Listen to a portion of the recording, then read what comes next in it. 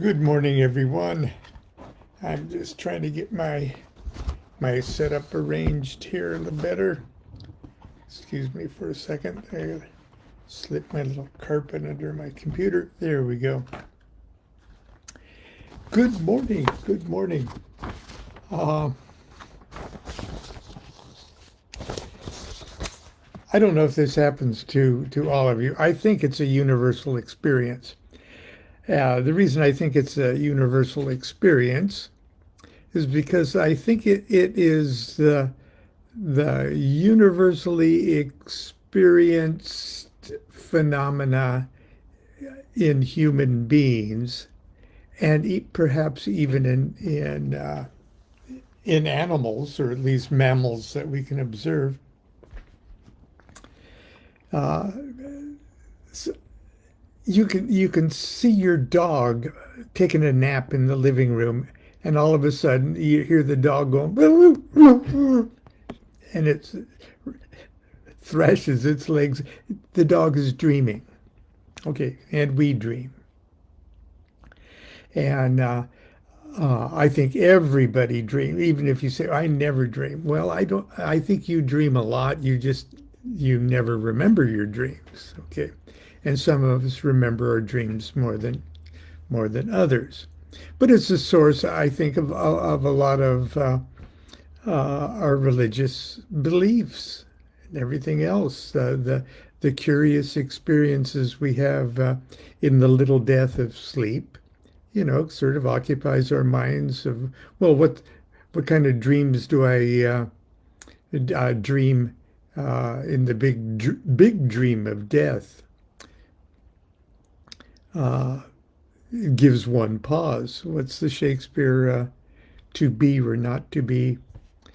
Uh,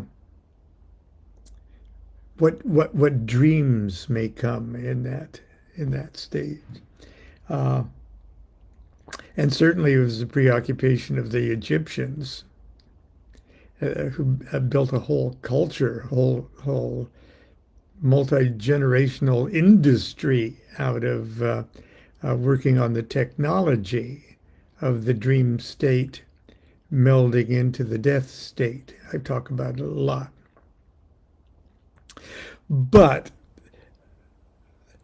the particular phenomena is very often, periodically, and mostly when it's hot like this, okay, and my body is uh, uh,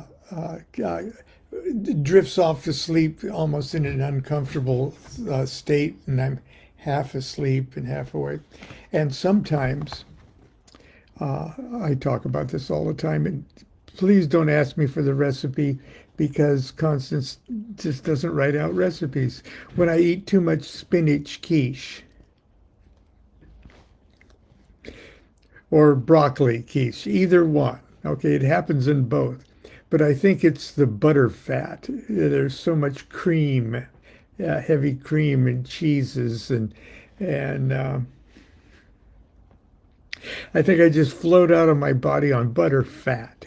Okay, whatever it is, we can't stop eating it. Once she makes it, it is so good we have a second bite, and then when we have a second slice, uh, there's too much too much left to. We don't want to put it away. It won't taste as good tomorrow. Let's just eat the whole freaking thing, and we do. And of course, I eat more than Constance does. But anyway, I get so uncomfortably uh, full that I can't stay awake. And but I'm so uncomfortable that I can't fully go to sleep. So I was laying in bed and go, it's a alcoholless drunken stupor. Whatever. Very often, okay, on multiple occasions after spinach quiche, I have a very dramatic, memorable out-of-body experience. Okay, now She hasn't made spinach quiche in years, ever since I, tried to lose all that weight. Uh, but sometimes when I have a restless sleep, I find myself uh, d stepping out of a dream. Okay. Now, it's not an unpleasant experience because I've learned why they can be. In the early days, it was a very almost predictable phenomena that happened as I was getting out of my body. I, and I'll explain it in just a second. Uh, but now, I become lucid in a way. Yes, yes, I'm here, and I'm I'm here, and I'm here too, and I want to experiment with it. Okay, I said, I'm at that stage, and I want to tell Constance, I'm out of my body now, so don't worry, you know. And I'm not, I never am thinking straight. I'm not, yes. So I want to tell Constance, hey, I'm out of my body now, so don't worry, and don't wake me up. Don't try to wake me. I just want to say that. But my voice is not connected to that body that wants to say that. But it's connected enough to where with the next snoring, sleep apnea breath, I try to say, hey, I'm out of my body now, so don't wake me up. This is fun. And I just go,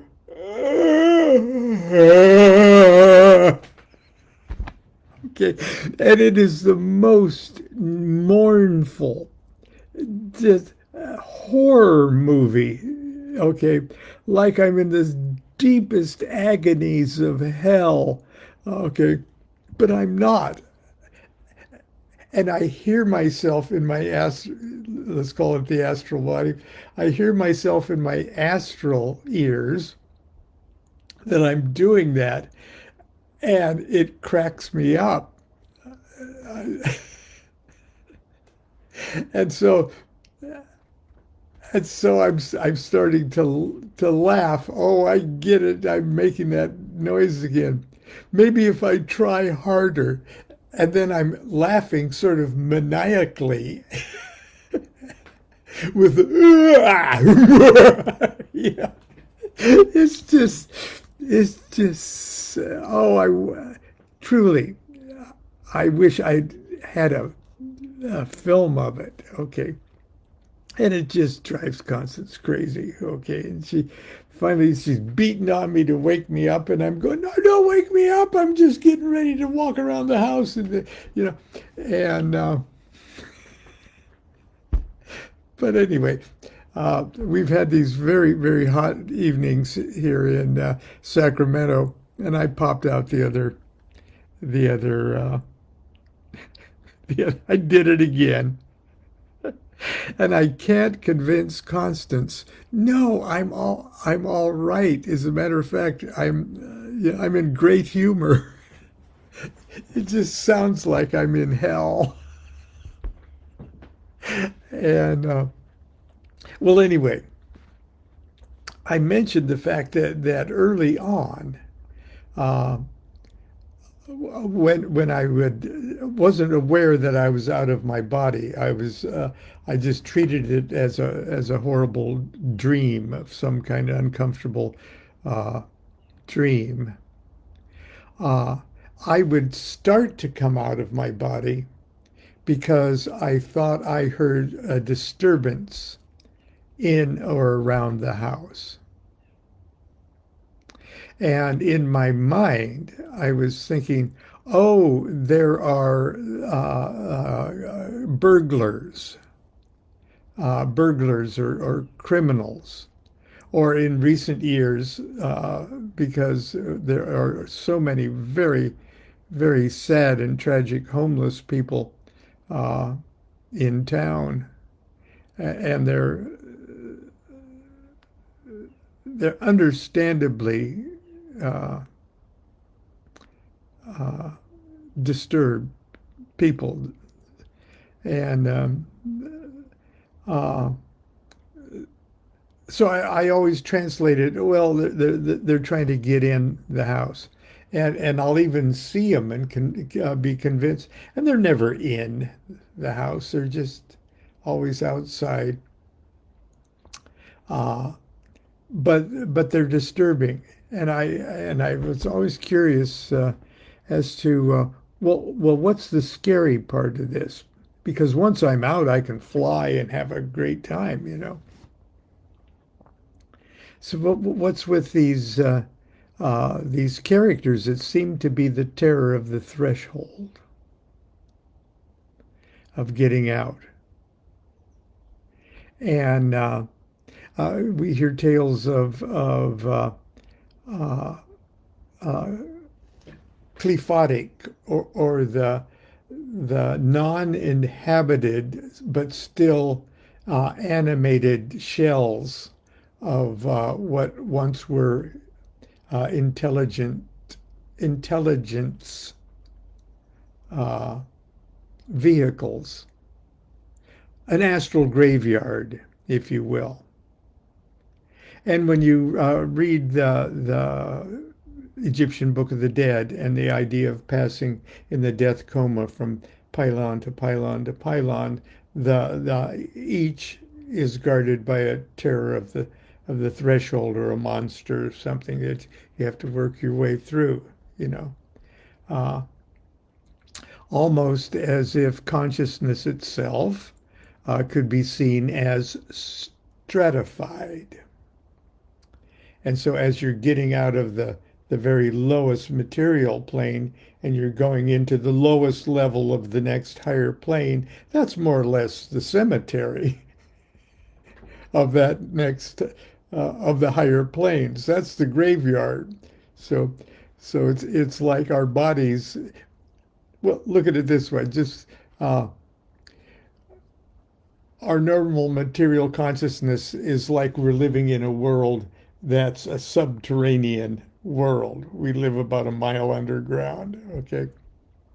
But when we want to get up to the more rarefied air of the atmosphere of air and everything else, we start to claw our way, you know, from the bedrock through the clay, through the regular soil, and just 6 feet from that air, we come up through the cemetery, where all the dead matter things are still there, you know, animated enough to still be growing hair and teeth and things like that, like corpses do.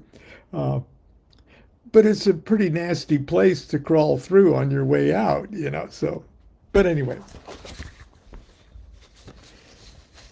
Shakespeare said, you know, we are such things as dreams are made on, and our life is rounded with a sleep.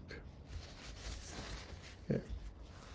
And that's Prospero, by the way. It says that in the play The Tempest. And Prospero was based on the character of John Dee. But I digress. It happened to me many years ago on one of those unbearably hot, humid summers for which eastern Nebraska is notorious. Sundown brought no relief from the heat. I was 15 years old and awkwardly uncomfortable in my adolescent body as it was. But that night, the muggy, sweltering air made it impossible to sleep. So that was back in 1963, okay? And in Columbus, Nebraska, only just a few of the very wealthy families had air conditioning.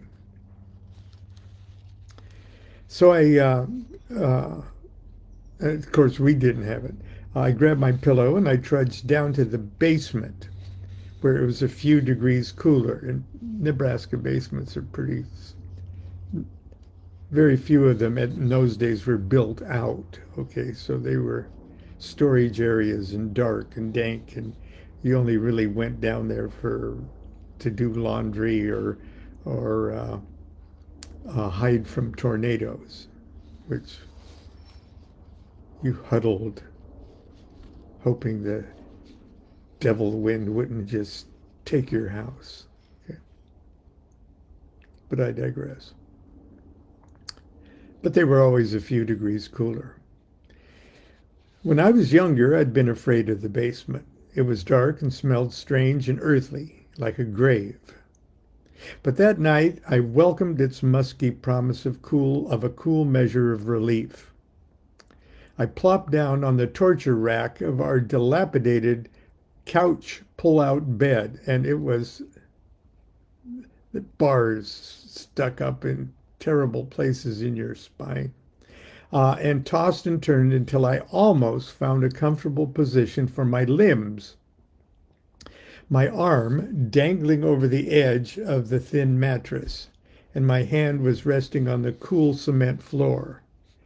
Uh, the cement floor was the very coolest spot, and even to have one part of my body on it just made me a little cooler. I just drifted into a sweaty half sleep when I became aware of an irritating noise that seemed to issue not from my ears, but from the center of my brain. Now, I'm going to digress again here. As you're falling asleep or as you're waking up, do you ever hear, but not with your ears, and you know at the time you're not hearing it with your ears, but it's almost like you're hearing it in the center of your brain. And for me, it's often a thing that goes,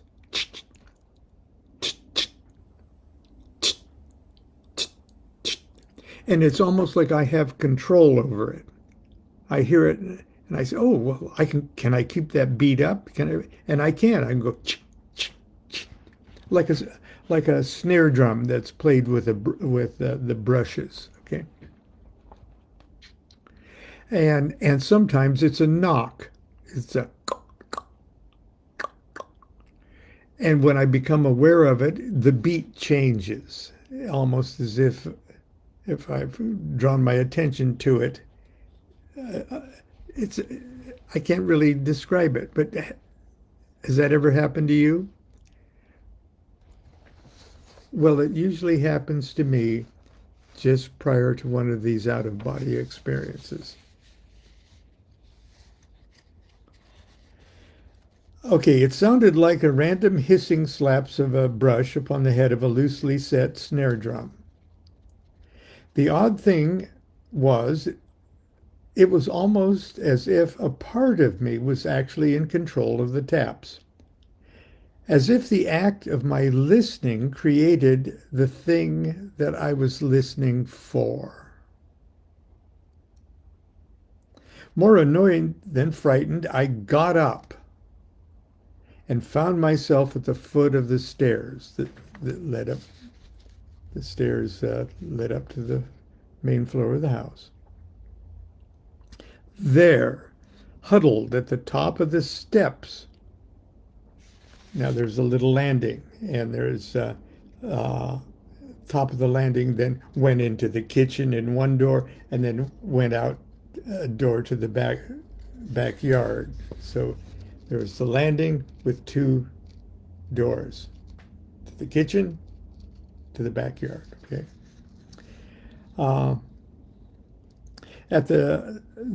Huddled at the top of the steps that led to the back door landing, I saw people, sad people, horrible looking people. And in my teenage years, they're zombies, I thought. There must be a half a dozen of them, all huddled together on the steps as if they were hiding or waiting. I was terrified. At first, the creatures seemed completely oblivious to my presence. Indeed, they seemed oblivious to each other. I wanted to shout at them, "Hey, you, get the hell out of here!" But, like in bed, my vocal cords were paralyzed and I couldn't utter a word. I tried again, but could only push out a ghastly howl. Yeah! And that freaked me out. Okay, that really scared me. Alerted by my groanings, the hideous mob started to drift down the steps. It didn't seem like they were actually going to attack me, but it was as though they were just drawn to me, as if they were captured by some kind of weird gravity that was sucking them down the steps like a slow motion tide of unclean ooze trying to attach itself to me. I panicked at the thought of being cornered in the dark basement by this wave of monsters. The only thing I could think of to do was to push my way through them, to get upstairs to safety. The pit of my stomach tingled. Now here's another astral projection thing. Very often I get a delightful, thrilling thrill in the pit of my stomach. It's the same feeling I got when I first just jumped off of a 3-meter diving board. Okay, jumped like 9 feet into the water, and that wonderful thrill. And I can recreate that thrill as I look out the window of an airplane that's taking off. As we take off, I can leave my body, trail it behind, and I have that thrill in the pit of my stomach. Okay. The pit of my stomach tingled as if I were gathering every ounce of energy and courage I could muster in order to make my move. I felt oddly exhilarated, like I could fly. I actually felt a kind of thrill as I pushed my way up the stairs. The zombies didn't make it easy. They attached themselves to me like hungry magnets drawn to feed on my magnetism. And I remember thinking of it like that, because that's the way it felt. Try to attach to my energy, my light. Their bodies were pale and cold and foul, bloated. That's the creepiest part. They were bloated. Cadavers dredged up from a stagnant pond.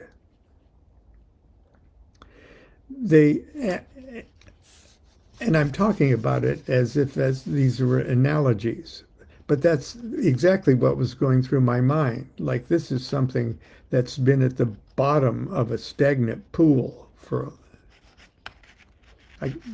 smell and everything accompanied the impression. They bumped into me and touched and stroked me obscenely with their hands and mouths, and something clawed at my flesh as I struggled up the steps. Eventually, I pushed myself up the steps until I reached the landing at the top of the stairs. And the air at that level felt cleaner. It felt thinner. And I thought I'd made it. Something compelled me to look out the window of the door, the back door to the backyard, and look out at the backyard. And I saw a large swimming pool. I thought, oh God, would I love to take a swim right now and wash all this stinky zombie scum off me. Then I stopped to think, wait a minute. We don't have a swimming pool in the backyard. Not only that, there isn't a window in the door to the backyard. I mean, hey, what's going on? Only then, only then did it occur to me that I was dreaming. But no, it was more than a dream. I looked down at my hands. I'd read somewhere if you can look at your hands and see your own the lines in your hands, uh, it might be something more than a dream, or if you can see your reflection in a mirror. Okay. Uh, I looked down at my hands and saw the familiar lines of my palms. If this was a dream, I wanted to wake up. I tried to wake myself up, but couldn't. The only thing I could do was to go back to bed and try to wake myself up there. I instantly, I woke up, but I found myself lying on my back in my bedroom bed, not the basement. I woke up in my upstairs bedroom bed. But something wasn't right. My physical body was asleep downstairs in the basement, but I was upstairs in my upstairs bed looking at the ceiling.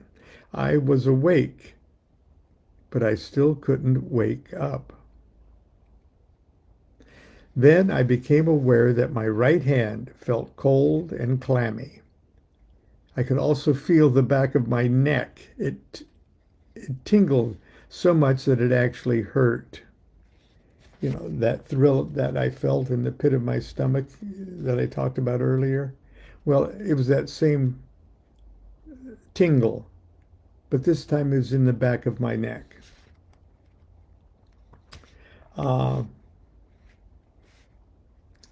Let's see. It tingled so much it actually hurt.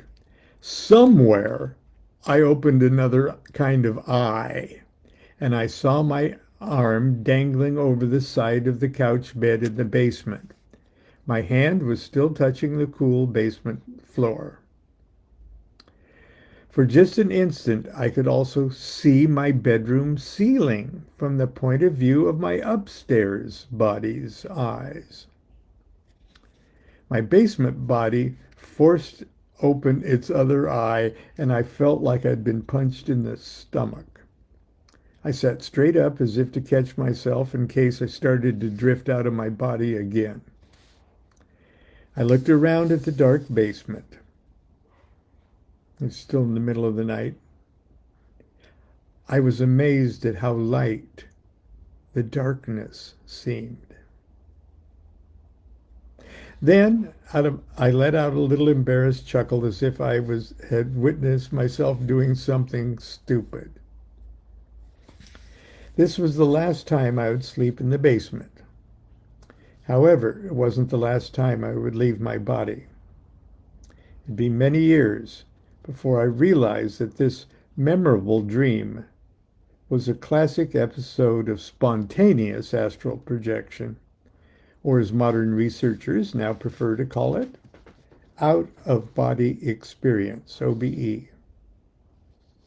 The rapping of the snare drum, the zombies on the stairs, the tingling in the back of my neck and solar plexus were classic characteristic landmarks of that mysterious level of human consciousness the old-time occultists called the astral plane, or the astral world. For as long as I can remember, I've experienced vivid dreams of flying, and perhaps so have you. Okay. Now,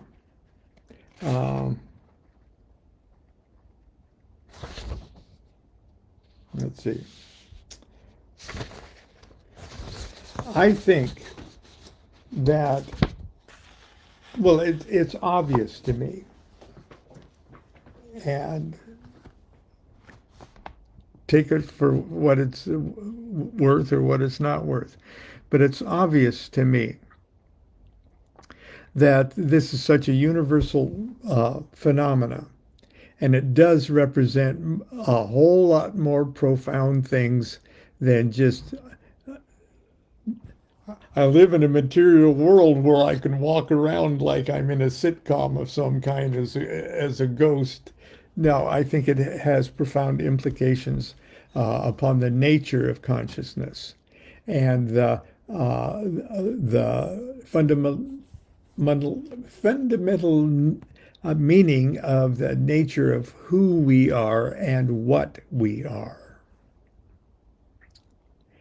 And the Egyptian Book of the Dead seems to me to be sort of like an advanced owner's manual to this, or operating manual to this kind of technology. The other day I talked about memory work and the Masons and all of this.